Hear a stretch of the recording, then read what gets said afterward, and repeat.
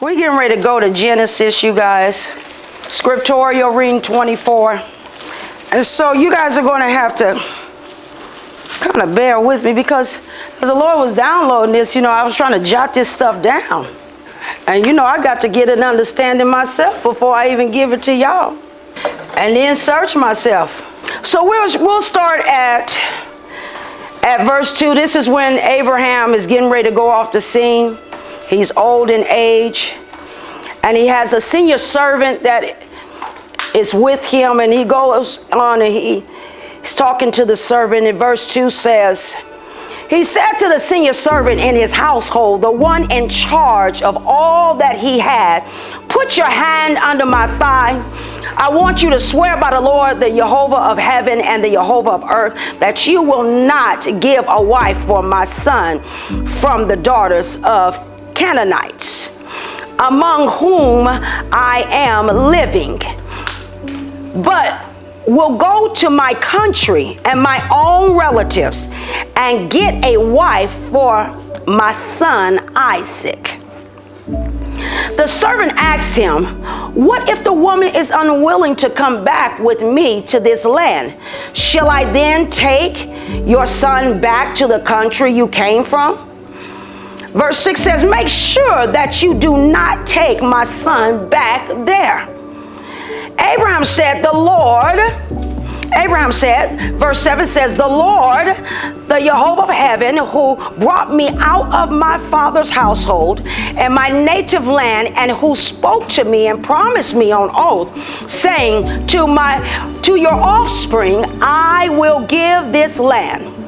He will send his angel before you so that you can get a wife for my son from there.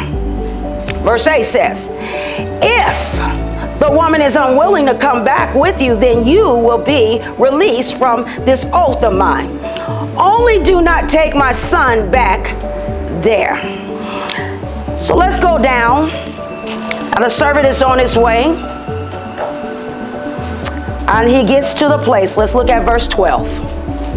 Verse 12 says, then he prayed. This is the servant praying.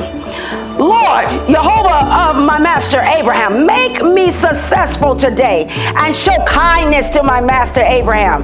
See, I am standing beside the spring, and the daughter of the townspeople are coming out to draw water. May it be that when I say to a young woman, please let down your jar that I may have a drink, and she says, drink, and I'll water your camel too.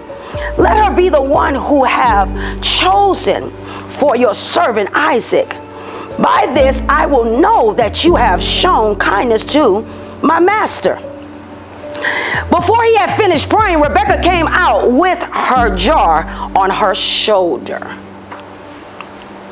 She was the daughter of the Bethuel, son of Milcah, who was the wife of Abraham, brother Nahor. The woman was very beautiful, a virgin. No man had ever slept with her. I know we don't find those nowadays, really, unless the Lord remakes the virgin, because he can remake you, bring you back to that spot.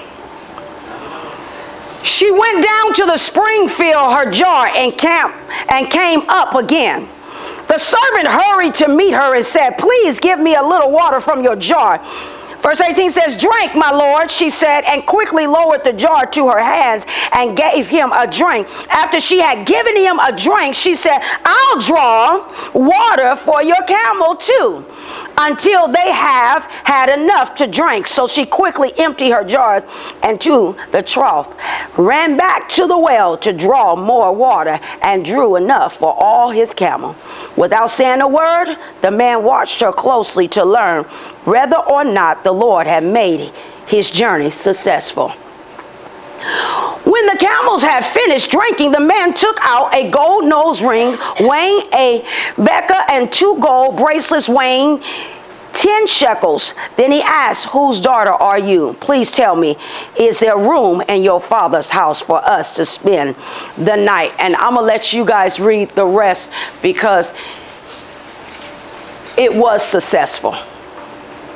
It was very successful. You got to understand that Rebekah is the one that birthed Jacob and Esau. Okay, and a lot of times we hear the story of how she and Jacob tricked Isaac. Okay, they was in cahoots. But if you read the story, the Lord had already put it on the table. He had already spoken who was going to have the blessing before Esau and Jacob came out of the womb. Okay, they were twins. But I had to go back because the Lord said we're going to rewind the tape and we're going to go back, because how did Rebekah, being a trickster, came from a line of tricksters, okay, because Abraham was tricking folks as he was on the journey. Come on, y'all, let's keep it real. And he was telling folks that Sarah was his sister, Sarah was his sister, Sarah was his sister. Come on, okay? So but reality was, yeah, she may be your half, but understand she's your wife. Okay, but yet she comes from that lineage. Abraham was specific. He said, I do not want you to go back. Okay, I do not want you to go to the Canaanites. And the Canaanites was the cousins. One big happy family. Well, them Canaanites was a heathenistic nation, and the power of the Holy Ghost led Abraham out of. Okay, let me go back. Let me show you something. Because let's go back to the promise. Go to Genesis 12. So Genesis 12 tells us the Lord has said to Abram, go from your country, your poor people, and your father's household to the land I will show you. He says in verse 2, I will make you into a great nation and I will bless you. I will make your name great and you will be a blessing. I will bless those who bless you, and whoever curses you, I will curse. And all the people on the earth will be blessed through you. So understand that Abraham is destined to be blessed, y'all. He's destined to be blessed. So he's like this. I don't want my husband, I don't want my son to marry a heathenistic woman. So I need you to go and get from my people. Why is he saying go get from my people? Because he said, the Lord already said, look, your people are blessed. So if I'm going to get anybody for my son, I need him to get not a curse, but a blessing. Okay, so in order for the promises, this is what the Lord downloaded. He said, in order for the promises to be fulfilled, favor must connect with the promise. So I can't go to a curse. I gotta go to a blessed land. Now watch this. As I kind of scribbled this down, y'all bear with me because I got to read my writing. It's 4 o'clock in the morning, okay? So let's look at Rebekah. Now, and the highlight is on Rebekah. Rebekah, okay? We're looking at Rebekah. When a promise is in the midst, you can't go back because life awaits. The servant said, what if she don't come? What if nobody come? He said, you want me to go back to? He said, no, you can't go back. So let me say that again. When a promise is in the midst, you can't go back because life awaits. And somebody or someone holds the jar of life that walks in favor, who's connected to the promise from the Lord. Okay, because y'all gonna have to follow me with this. Y'all gonna have to follow me. Do I need to say that again? One more time. I got to say it again. I got to say, slow it down. You want me to?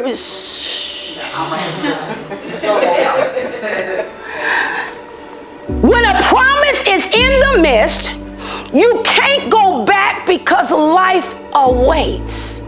And somebody or someone holds the jar of life that walks in favor, who's connected to the promise from the Lord. So the title of this message is called The Jar of Life. These are my jars. Y'all just play like they jars. It's jars. Okay. So this is where we find in verse 6, Abraham refused to go back. The question is there anybody out here refusing to go back? Yo, he getting ready to die. Genesis 12. He getting ready to die, and he's refusing to go back, because if I send my servant back, then you gonna get something that ain't supposed to be connected to the promise. So I need you to go to my people and go get a blessing. So he refused to go back, and he recalls, while he's on his deathbed, he recalls the promise and the testimony. You guys understand this. When the Lord sends promises, sometimes we may not be able to see the promise, because it may come from your lineage. Somebody else may have to carry the torch, and it has to be passed on. Okay. So in verse 18, 19, we skip all the way down. Rebekah had the jar of life, not just for the servant, but for the camel. So we have, she came out. She comes from our house. She carries a jar of life, not realizing what is going on. As the Lord downloaded in my spirit, he said, we have all been given a jar of life. From time and time again, we are called to go to the well. Not just for ourselves, but for the life around us. Let me stop right there. Many of us don't understand that the jar of life is on the inside of us. It sits on the inside of us. From your mother's womb, you are given a jar of life. Okay? Just hold that thought. What you draw up from the well can't possibly be for one individual. It's for many. But it's hard to give out life when you only have enough for yourself. And the only reason why you have enough for yourself or for just one individual, because you walk around with a cracked jar.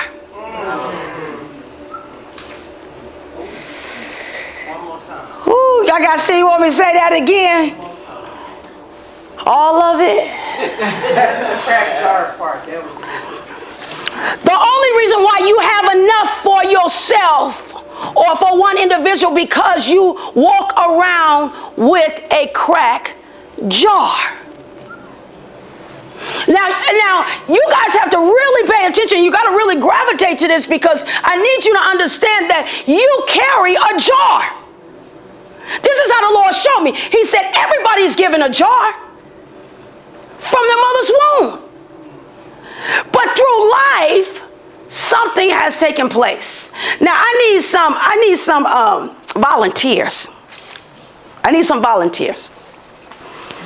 So these are your jars, the jar of life that you carry. Throughout life, let's see what have taken place. Are there cracks in your jars?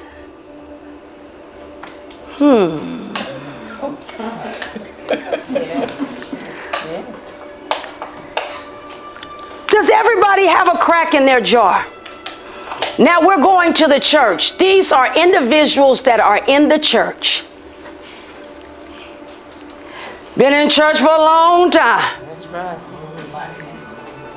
Can you guess who does not have a cracked jar?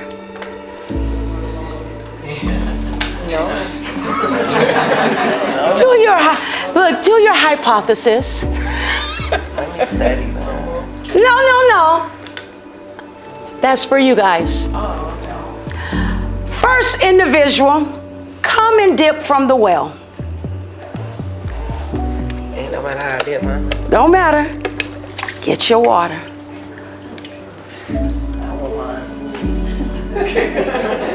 Is it leaking? No, man. Let's see. Let's examine it.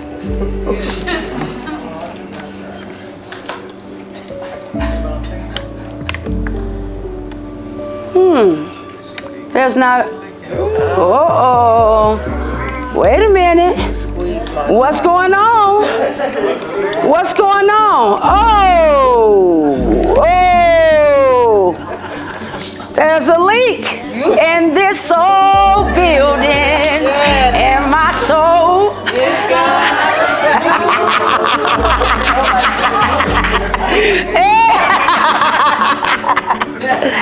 This jar has a crack in it. The crack came because something occurred along her way. That crack can be fear. That crack can be unrighteous anger. That crack can be fornication. That crack can be anything in her jar. That crack can be an addiction. Crack. That's right. Next. Let's see. My baby ain't got no cracks. Oh, let's see. See, because we're drawing and we're trying to get water, not just for ourselves, but for others that's around us. So let's examine this one. This good, Pastor. I'm squeezing it because when I squeeze, sometimes the pressures of life can crack the jar. Come on, the chaos of this world can crack the jar. But it looks like this one has sustained his walk. Right. And he goes down.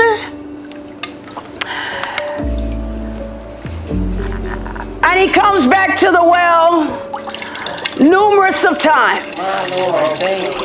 So that others can drink from the well. Because understand this, you cannot come to the well just one time. All right. When you are in the Lord, you cannot come to the well and think that water is going to stay on full status. You got to keep coming. So apparently, this individual stayed at the well. And no cracks are in it. Now understand this. This individual prays a lot. All the time. He prays without ceasing. He fasts. He stays in his word. He's not just reading, but he's a good steward. He studies and show himself approved. A workman not ashamed, rightly dividing the word of truth. So therefore he has enough water for everybody else who he comes in encounter with. All right, that's one. Come on, mother. Mother, you've been in the church for a long time. Let's see if there's any cracks in that jar. Let's see, mother. Let me examine it. Slide to the side so the folks can see.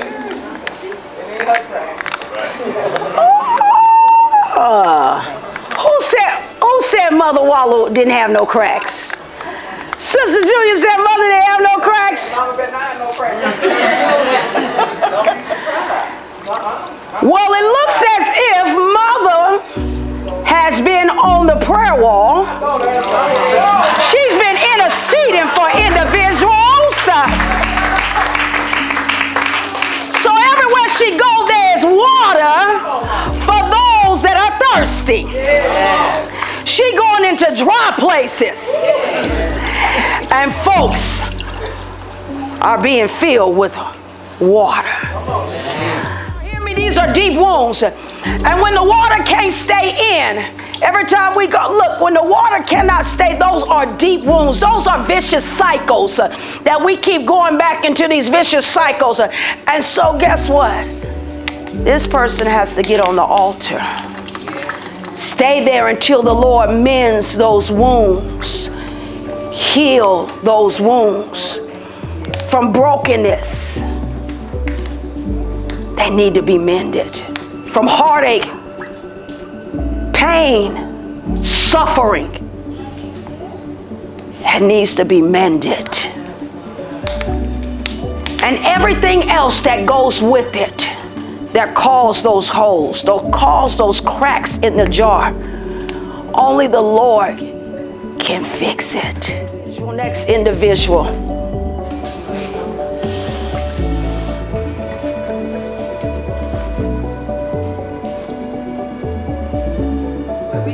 Step back.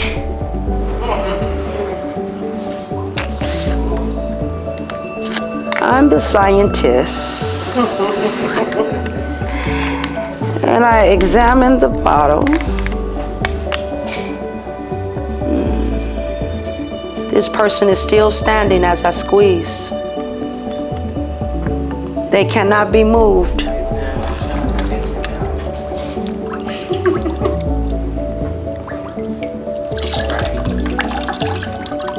This individual is doing everything that the Lord have asked her to do. She's obedient. The Lord told her to go in the highways and the byways. And she has enough water to go give to the harvest. Because the laborers are few. But the Lord has filled her up so that she can go out and give water to those that are parched. So you might want to stand back. Okay. This is some serious work. I'm standing back because I don't want you bleeding on me. I don't want you bleeding. Oh! At least they're holding a little bit. It's trying. You squeeze. Oh! Don't squeeze too much. Huh? Oh! Still trying to hold on. It's a fighter. It's a fighter jar. It's trying.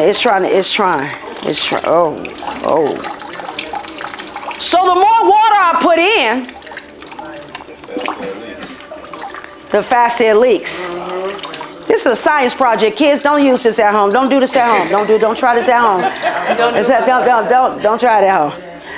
But I need y'all to understand that the more I put in, more water I put in, the enemy is after this individual.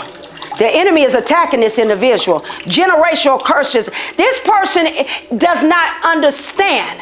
Lack of understanding, unawarely, there are demonic forces on the inside, and every time they come and draw at the well, what happens is that because they don't have the knowledge of the word, it seeps right out. Because they have not separated from their friends. They have not turned the man that they thought was going to marry them. They haven't turned them loose. They still going to the clubs because somebody said it's okay to just hang out a little bit. So it's a lack of knowledge, and they have taken on the very things or the very individuals that are yet still in their ear gates. They come here, they cry out, and they want the Lord, but then they have not separated from those that the Lord told them to separate from. So therefore, the water can't hold. for the next person to drink. Next. You the last one? Let's see. Ooh. Like right away. Right away. Did y'all see that? Soon as he dipped in, look at that. He looked like he got 3 punctures in one area. In this area, there's unrighteous anger, fear, and an argumentative spirit entangled in one. Because y'all know demons entangle itself. And watch this. Y'all see how you can hardly see it? Spewing out of the side? It's not spewing out no more. The only reason why it was spewing out, because they came to church and somebody that had power started to pray over them.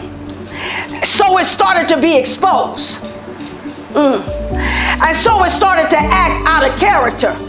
So you saw the individual on the altar crying out and screaming because unrighteous anger is in there, but also rage is attached to it. And so it's screaming and doesn't want to come out.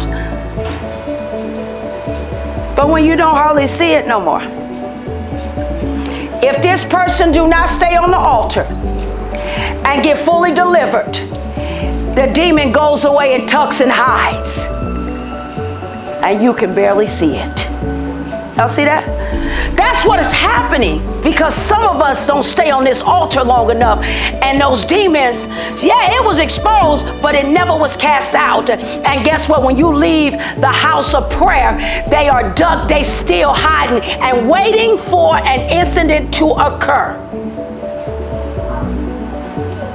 Demons hide in jars.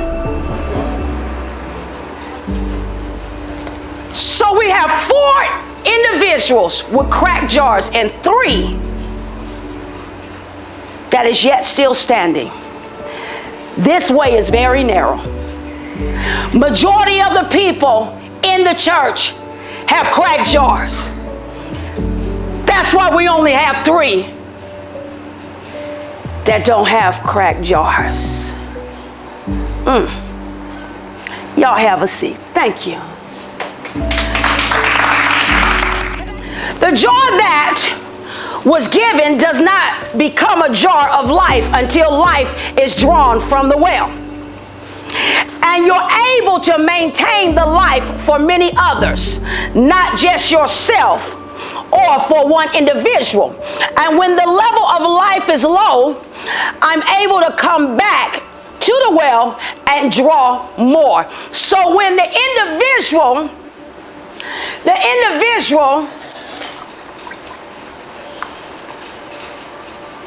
let's read that again. The jar that was given does not become a jar of life until life is drawn from the well. Y'all getting ready to see this. So when I draw from the well, I become life. Until life is drawn from the well, and you're able to maintain the life for many others. So I got to remain and maintain a righteous life, an obedient life for others to see. That's why the water remains. So I go and I'm giving to this person, that person, that person, that person in my prayer closet, crying out to the Lord. Oh, Jackie called. There you go, baby. Come on. Oh, Daryl called. He needs some. There we go. Here we go. Joe, you need some too. Oh, okay. Mama needs some too. Daddy needs some too. Wait a minute. So you cannot have this just for yourself, because you see, I went in the prayer closet for a couple of times, but majority of the time I'm giving out to others. And so when I get low, see how low I am? I'm low, right? Because this is what happened. This is what happened when you are low. You got to go back to, if you're not, look here, y'all, understand this. If you don't go back to the well, then you're going to stay low. And guess what? You're going to suffer attacks. So I got to come back to the well and dip again. Because the Lord going to send me back out. I got to go back out. I can't be walking around thirsty. Giving to everybody. Come on, y'all. We got to stay at the well. Now, let me show y'all something. When we look at Abraham's servant, I want y'all to see something. Abraham's servant represents the promise. He carried the promise. Abraham's servant represents the promise. He's taking the promise from Abraham and he's carrying the promise to the well. Y'all get me? Okay? Now watch this. Rebekah coming to the well represents the carrying of the jar of life.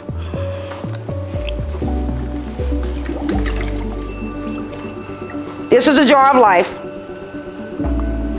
And it had become low. Because she gave out to her family, to the animals, to herself. So she comes to the well. It's low. But this time, she draws from the well. It's not just for her and her family. All y'all that think this power is just for you and your family, it doesn't work that way.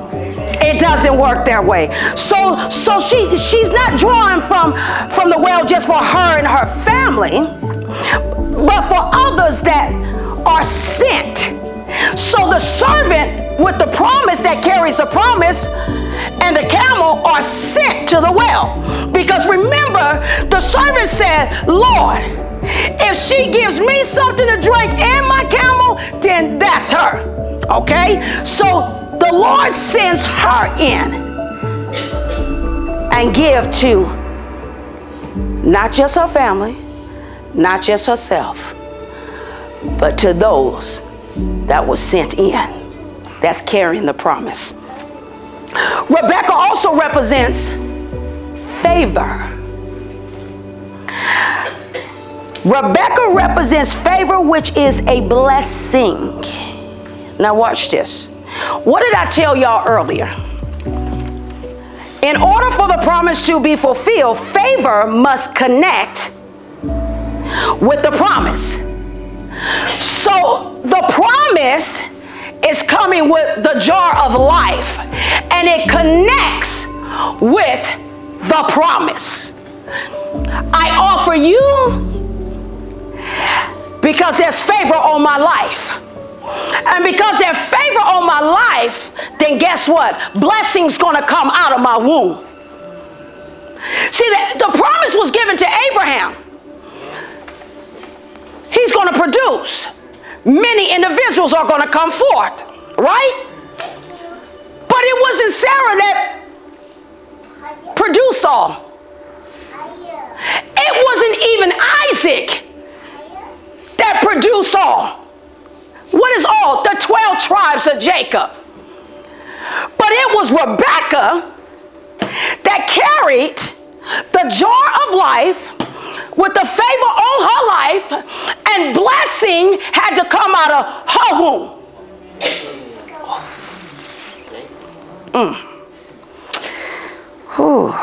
Sure good to me. My Lord. The water is life. We understand that the water represents life. If I go to John 4:10, Jesus sits at the well with the Samaritan woman, and he tells the Samaritan woman, if you only knew who was sitting among you.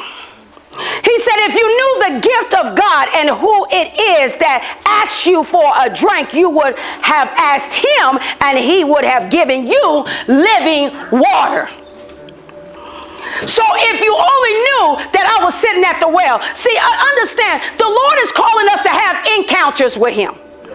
So the water represents Jesus. And understand this. Y'all got to see this. Jesus have always been. He just came in the flesh in the New Testament. But guess what? In the Old Testament, he was in like typology form. You couldn't see him, but he was there. He was there in that water. Life in the jar of life. It does not become the jar of life until I dip in the well. And if water is not in here, then it's just a jar.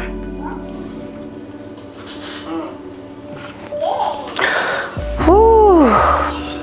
Rebekah, which is favor, connects with the promise to help in the production of producing a blessed nation, which is the promise.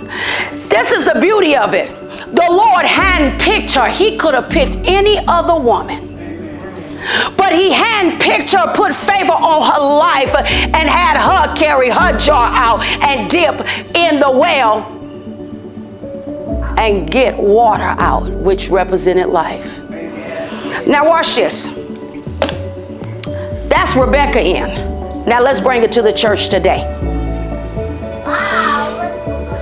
Abraham, servant, represents the preacher. The preacher that preaches in the pulpit. He's bringing the good news. He brings good tidings. The Bible talks about the preacher. His feet are even, or should be, or are adorned. His feet is beautiful because he carries the good news. Abraham's servant, remember, he carried the promise. This is what I'm doing. I'm carrying the good news. That's what I'm doing. Now, the good news is the promise. The well. This is my well. The well represents the church.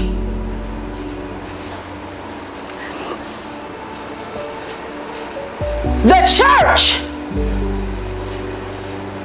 Let's rewind that tape, because we a lot of times call this the church, but I'm going to call it the house of prayer.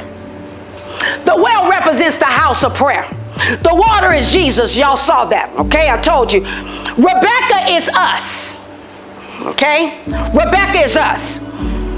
The jar is our soul. Whatever we fill our souls up with will determine where we will go in the end.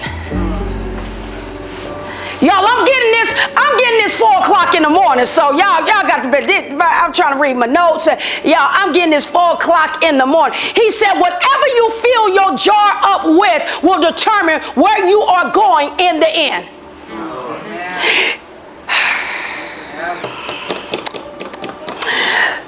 He said the problem is with the church is that we have a tendency, when we get upset or we get offended by certain things, we can walk around with cracked jars, going from church to church to church to church. Now watch this. And not understanding when you go to the well, because the well represents that individuals in the church are not always right.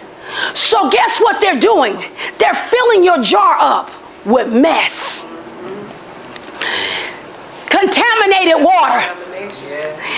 And so every time you go, your waters are getting contaminated. And you think you're doing the right thing, but you're really not. So your water is nasty.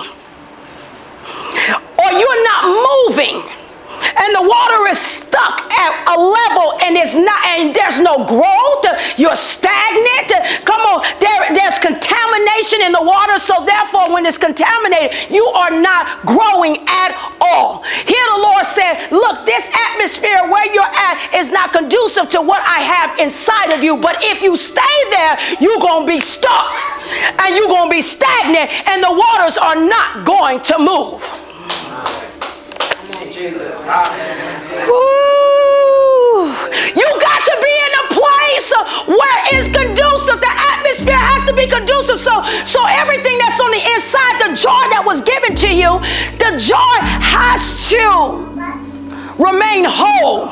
And even along my walk, even along my journey, I may have got cracks, but guess what? I went to the well and the Lord mended me. And he made me whole again. Okay, because I got in the right place. Look, you got to understand, you cannot fault individuals, because understand, individuals, a lot of times when a person has a love for the Lord and they want the Lord to help them, they want Jesus, and so they're looking, they're searching, they're trying to find somebody to pour into their jar, because it's already leaking from when they was out in the world.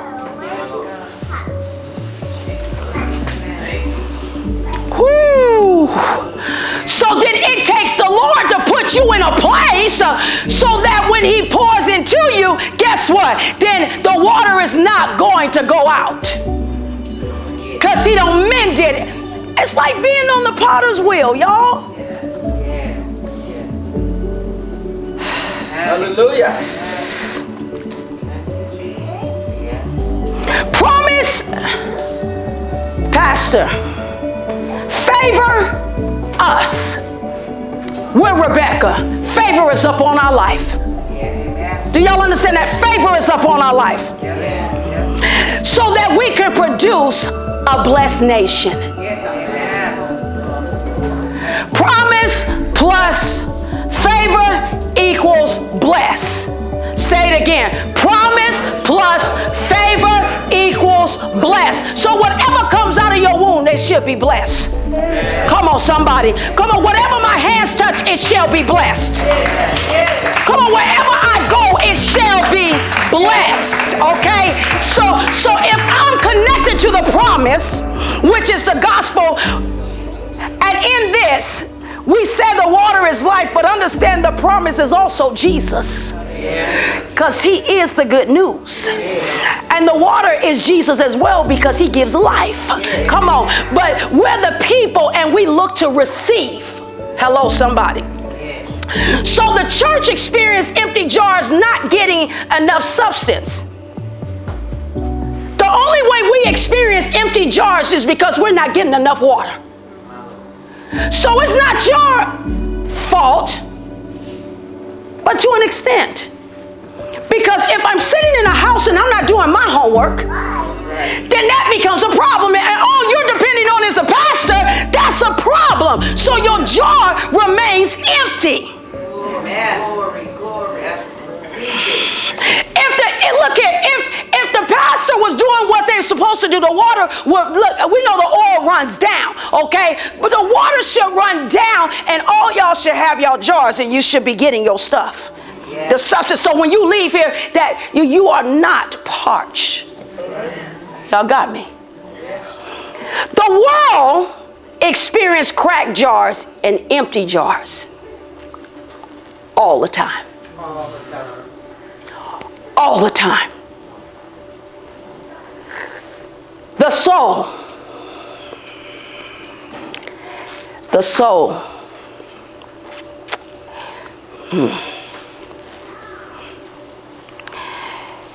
The Lord says, as he was telling me, he said, this jar represents your soul. This is where your emotions, your intellect, your volition, talking about your will, your desires, causes cracks in your jar. When your soul is not right, your jar starts to crack. That's why the Lord has to gut out your soul, because things have contaminated your soul, not just your flesh. Everybody want to talk about the flesh. It's not just your flesh. Because if my soul is contaminated, I just told you, it's what you put in your soul that will cause you to go where you're supposed to go. Because if you're putting the wrong stuff in, then you're supposed to go to hell. If you're putting the right stuff in, then you're supposed to go to heaven. It's just that simple. But when my emotions are out of control, come on, when my emotions are all over the place and I'm an unstable being, and I'm easy to be set off. I have no self-control. I have no love, because I don't have love for myself. So how in the world am I gonna love you? I hate you. I can't stand you. I got unforgiveness in my heart. I'm a grudge holder. I constantly will argue with you every time you come in my presence, because you always think you're right. You know that narcissistic behaviors where you want everybody to agree with you, but then if they don't agree with you, then you can't stand them.